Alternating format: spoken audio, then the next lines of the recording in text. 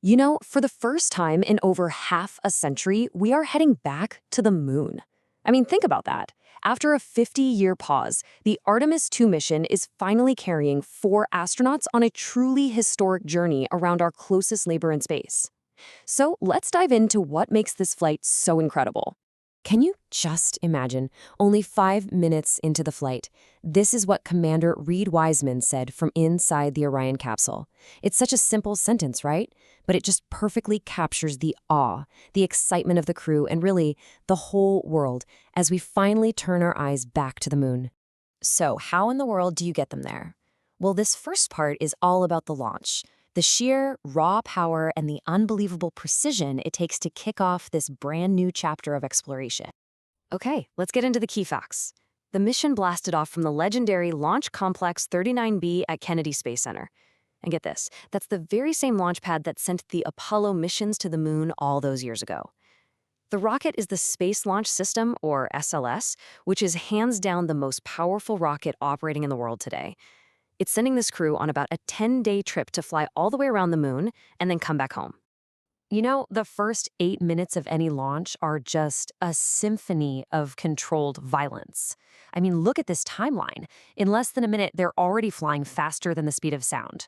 Just 2 minutes in, and bam, the massive solid rocket boosters have done their job and are cast aside. And by the 8-minute mark, the main engine cuts off. Its job complete. It's this perfectly timed, incredibly intense dance, all just to break free from Earth's gravity. But of course, the real heart of this mission is the 4 people strapped inside that capsule. And this crew, well, it represents a new, more inclusive era for spaceflight. So let's meet the explorers who are making history as we speak. Leading the charge is Commander Reed Wiseman. He's a former Navy test pilot and a seasoned astronaut who's already spent 165 days on the International Space Station. He's the guy in charge, responsible for the crew and the success of this whole flight. The pilot for Artemis II is Victor Glover, and this is a huge deal. He is making history as the very first Black astronaut to ever travel to the moon. He's a super accomplished Navy captain and a veteran of the SpaceX Crew 1 mission, and he's the one at the controls of the Orion spacecraft for this journey.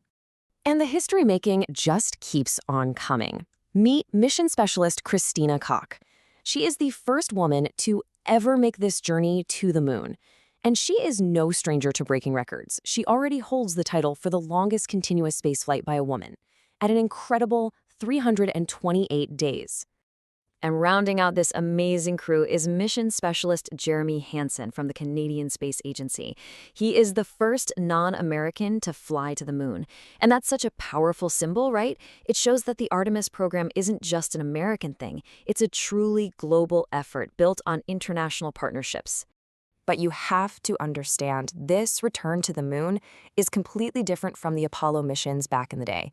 It's not just about who was flying, but it's really about why we're going back in the first place. And a huge part of that difference really comes down to money. This chart says it all. It compares the funding for Apollo and Artemis, all in today's dollars. The Apollo program cost the equivalent of nearly $300 billion. Artemis is on track to get us back to the moon for just over $100 billion.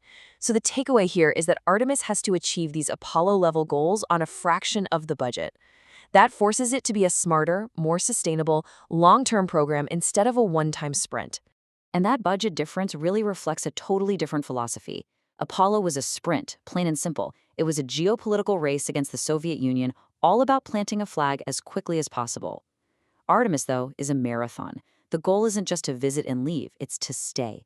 It's about building a sustainable long-term human presence, using science and commercial partners as a stepping stone for the even bigger journey to Mars. So you might be wondering, if Artemis II isn't actually landing on the moon, what's the whole point? Well, this mission is all about paving the way for the future, building that foundation for the long-term vision.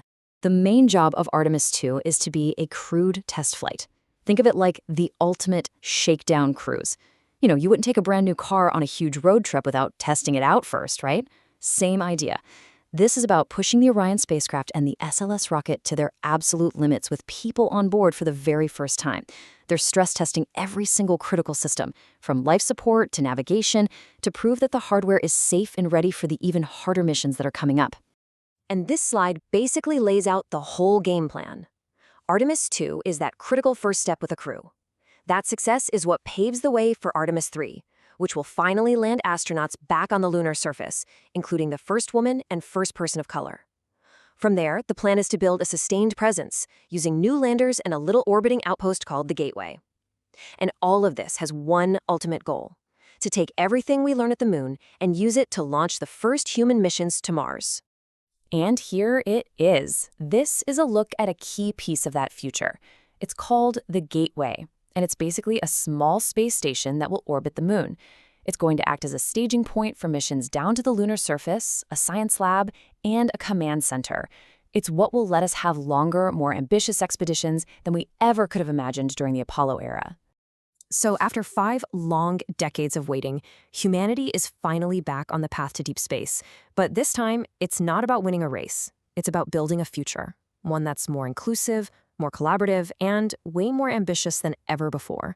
So the question this mission really leaves us with is this: what will this new generation of explorers discover for all of us?